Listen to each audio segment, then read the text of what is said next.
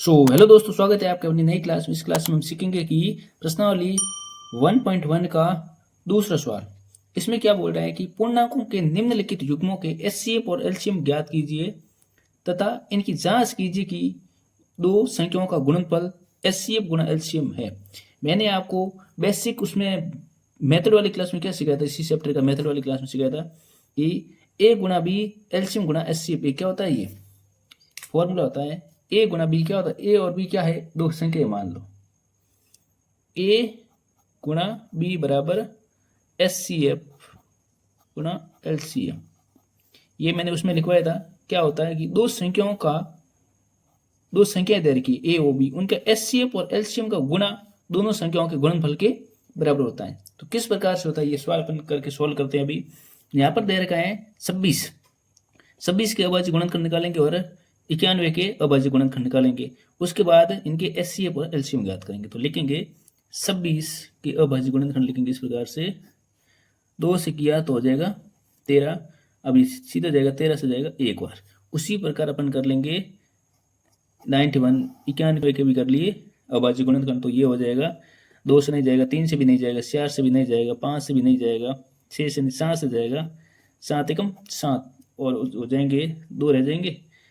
तो 21, 7 या 21, 3 और गए, अब जाएगा बस 13 में, 13 एकम 13। तो मतलब 26 के है ना, 26 के अभाज्य गुणनखंड क्या हो गए, 2 गुणा 3, और यहाँ 91 के अभाज्य गुणनखंड हो गए 7 गुणा 2 गुणा 13, सॉरी 2 गुणा 13, और इसके भी हो गए 7 गुणा 13। तो अपन यहाँ पर पहले ज्ञात करेंगे कि एचसीएफ कैसे ज्ञात होता है। एचसीएफ हो जाएगा, एचसीएफ संख्याओं में जो है ना कॉमन संख्या होती है ना, वो क्या होती है, एचसीएफ होती है। कॉमन संख्या क्या होती है, एचसीएफ। तो यहाँ 13 क्या आ गया, एचसीएफ। कहने का मतलब ये है, जिन संख्याओं का आपको एचसीएफ निकालना होता है तो दोनों संख्याओं के अभाज्य गुणनखंड निकालेंगे। जैसे 26 के हो गए 2 गुणा 13, 91 के हो गए 7 गुणा 13। इन दोनों संख्याओं में जो संख्या कॉमन आएगी ना, वो संख्या क्या हो जाएगी, एचसीएफ हो जाएगी। तो यहाँ पर ये 13 दोनों में क्या है, कॉमन है, तो वो ये क्या बन गई, एचसीएफ बन गई। उसी प्रकार यहाँ पर लिखेंगे एलसीएम। एलसीएम कौन सी होगी वो ध्यान से समझ। एलसीएम में क्या है, जो कॉमन आ रही है ना संख्या, जैसे ये 13 है, कॉमन वाली संख्या तो आएगी, उसके अलावा जो भी संख्या है ना वो भी आएगी। जैसे 13 यहाँ पर है, लिख लिया, उसके बाद 2 आ रखा है और 7 आ रखा है। कहने का मतलब है जो कॉमन आएगी वो तो आएगी, उसके अलावा जो भी संख्या होगी ना वो भी क्या हो जाएगी, एलसीएम में काउंट हो जाएगी। तो हो जाएगा 13 गुणा 2 26, 26 को 7 से गुणा कर दो, 6 7 42 का 2, यहाँ हो गए 4, 7 14 से 18, 182। तो एलसीएम हो गया 182। अब आपको एक काम करना है, सर एलसीएम आ गया 182। अब आपको यहाँ पर क्या काम करना है, क्या करना है कि सवाल पहले देखो क्या पूछ रहे हैं कि एलसीएम और एचसीएफ ज्ञात कीजिए तथा जांच कीजिए कि दोनों संख्याओं का गुणनफल एलसीएम एचसीएफ गुणा एलसीएम हो। तो मतलब क्या है कि ए गुणा बी, जैसे 26 मान लो ए को और 91 को मान लो बी, इन दोनों का गुणनफल एचसीएफ और एलसीएम के बराबर आना चाहिए। तो आप लिखेंगे जांच करने पर, जांच करने पर लिखना यहाँ ए गुणा बी बराबर एस सी एफ गुणा एल सी एम के इक्वल होना चाहिए। ये वाला अगर सेटिस्फाइड हो जाएगा तो ये आपका आंसर एकदम करेक्ट है। तो आप लिखोगे 26 गुणा 91 बराबर एस सी एफ कितना था, 13 गुणा एलसीएम आ गया 182। तो यहाँ पर देखना है कि क्या ये दोनों बराबर आ रहे हैं। तो यहाँ पर मैं गुणा कर देता हूँ, यहाँ पे कर लेता हूँ कि लिखूंगा 26 गुणा 91, तो जाएगा 6 और 2 वापस आ गया। यहाँ लिखेंगे 9 9 पंजे 45, 9 से 54 के 4 आ गए, यहाँ पर आ गया 5, 9 दूनी 18 और 5 हो गया 23। तो 6 2 और ये कितने हो गए, 6 हो गए 3 और 2, यहाँ पर यहाँ तक समझ में आया ना आपको। तो मतलब इन दोनों का गुणा आ गया 23 67। अब आपको गुणा करना है इनका 182 को गुणा कर दो 13 से, तो 13 3 दूनी से 8 तिया कितने हो गए 24 के 4 असल की 2, 3 एकम 3 2 5, गुणे का चिन्ह आ गया 2 8 और 1। अब इन दोनों को जोड़ेंगे तो समान आएगा, तो अपना आंसर सही है, नहीं तो गलत। से 4 2 से 8 5 13 का 3 असल की 1, तो कितने आ गए 23, यहाँ पर भी आ गए 23 67। तो लिखेंगे कि यहाँ पर क्या है, दोनों सिद्ध हो रहे हैं, तो यहाँ पर क्या हो जाएंगे कि ये एलसीएम और एचसीएफ क्या है, सही है। और आपके मतलब जांच भी कर लिया तो क्या हो गया, सिद्ध भी हो गया कि इक्वल, मतलब दोनों सही है। इसी प्रकार से आपको दूसरा सवाल करना है कि किस प्रकार से होगा। तो दूसरे सवाल में भी वही बात करनी है, क्या करनी है, 510 के अभाज्य गुणनखंड और 92 के भी अभाज्य गुणनखंड लिखेंगे पहले। तो यहाँ पर मैं करूँगा 510 के अभाज्य गुणनखंड। अगर किसी भी संख्या की इकाई का अंक 0 है तो हमेशा 2 से विभाजित होगा, तो 2 से विभाजित हो जाएगा, 2 एकम तो 2 दूनी 4, 2 बार गया, 1 बच गया तो यहाँ हो जाएंगे 11, तो वापस जाएगा 5 बार, 1 बच गया तो हो जाएगा 10, 255। वापस ये इकाई अंक देखो क्या है, 5 है, और यहाँ पर 0 अगर मतलब इकाई का 5 है तो वो 5 से विभाजित होगा, हो जाएगा। तो पहले देखते 3 से तो नहीं है, 3 से विभाजित होने के लिए क्या सभी संख्या को जोड़ना है, अगर 3 से विभाजित है तो वो 3 से हो जाएगी, नहीं तो वो 5 से होगी। 5 दूनी 10 दोबारा, तो ये 3 से विभाजित हो जाएगी। तो 5 दूनी 10 दोबारा हो गया, 12 क्या 3 से विभाजित होती है, तो ये संख्या 3 से विभाजित हो जाएगी। कितनी बार होगी देखो, 3 7 की 3 8 24, 1 बच गया तो हो गया 15, 15 में 3 का भाग जाता है, कितनी बार जाता है 5, और 3 पंजे 15, 5 बार। अब देखो 8 5 13 हो गए, तो नहीं विभाजित 3 से नहीं जा रहे, तो ये किससे जाएगा, सीधे 5 से जाएगा। कितनी बार जाएगा, 5 से कम 5, 3 बच गए थे यहाँ पर, 3 बच गए तो हो जाएगा, ये कितनी बार जाएगा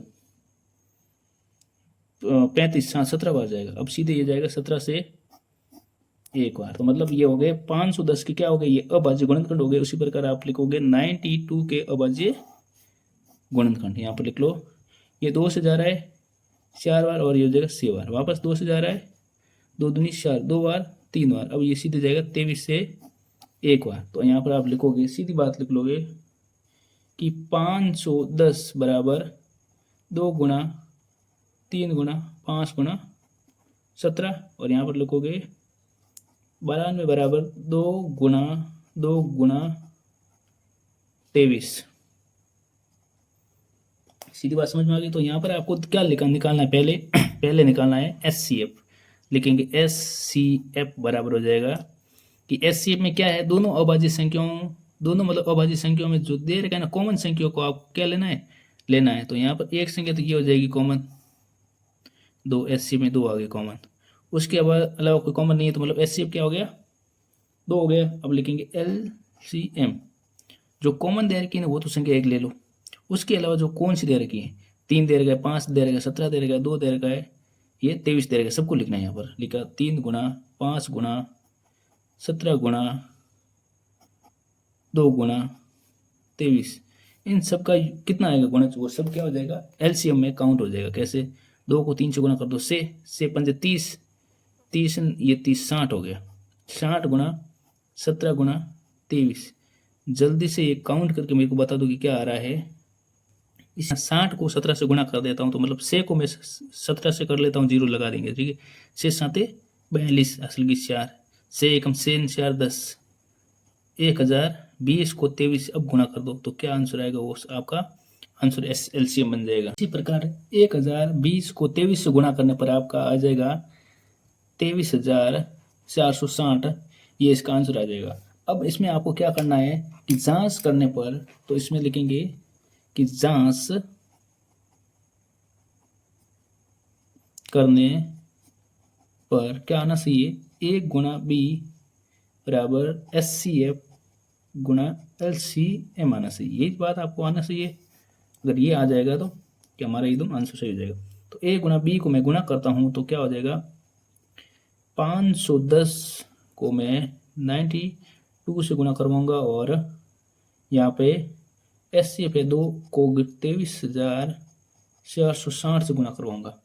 तो किस प्रकार से ये सॉल्व होगा, तो इन दोनों का अगर मैं गुणा करवाऊंगा तो हो जाएगा 46,920, और इससे अगर 23 का डबल कर दे तो हो जाएगा, ये भी हो जाएगा 46, 4 का ये हो जाएगा 900, यहाँ लिख देते हैं 46,920।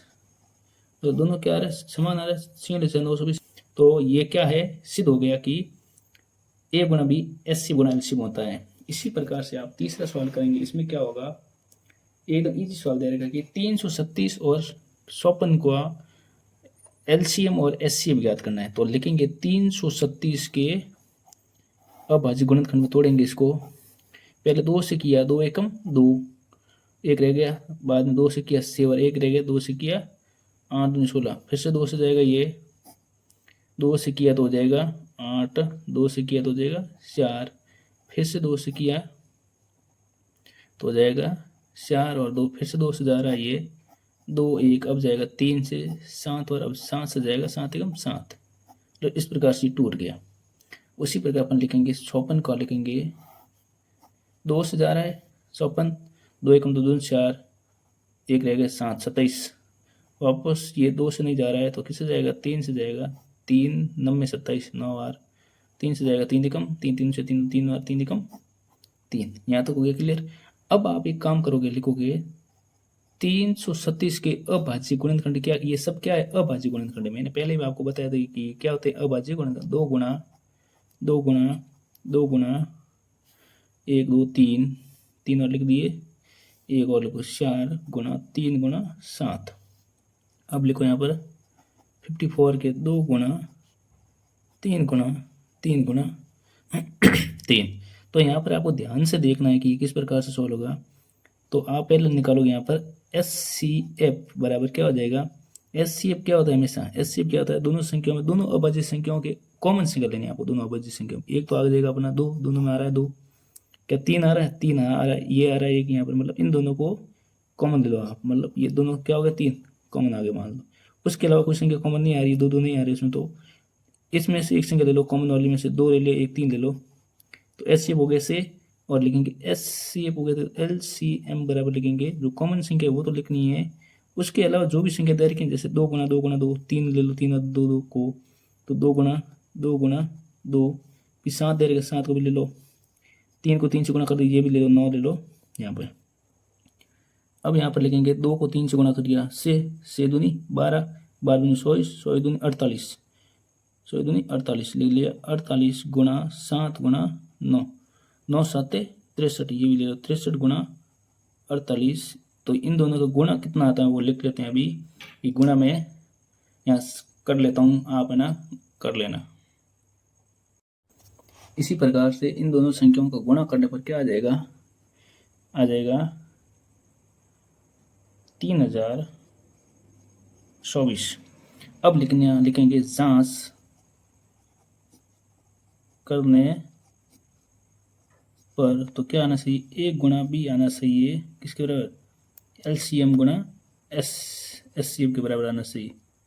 ये एक आपके दिमाग को रह जाना चाहिए, किस प्रकार से मैंने लिखा है, बार बार लिखने की जरूरत नहीं होनी चाहिए, फिर भी आप लिखोगे तो A गुणा B क्या है, यहाँ पे लिखोगे 337 गुणा 56, और एक होना चाहिए से गुणा 3024। इन दोनों का गुणा करेंगे तो किस प्रकार से इनका आंसर बनेगा वो आपको ध्यानपूर्वक लिखना है कि क्या आएगा। तो यहाँ पर ये लिखेंगे से को ना 4 से गुणा किया तो जैसे 124 का असल की 2, से को 2 से गुणा 6 12, 13 14 का 4 असल की 1, यहाँ है 4।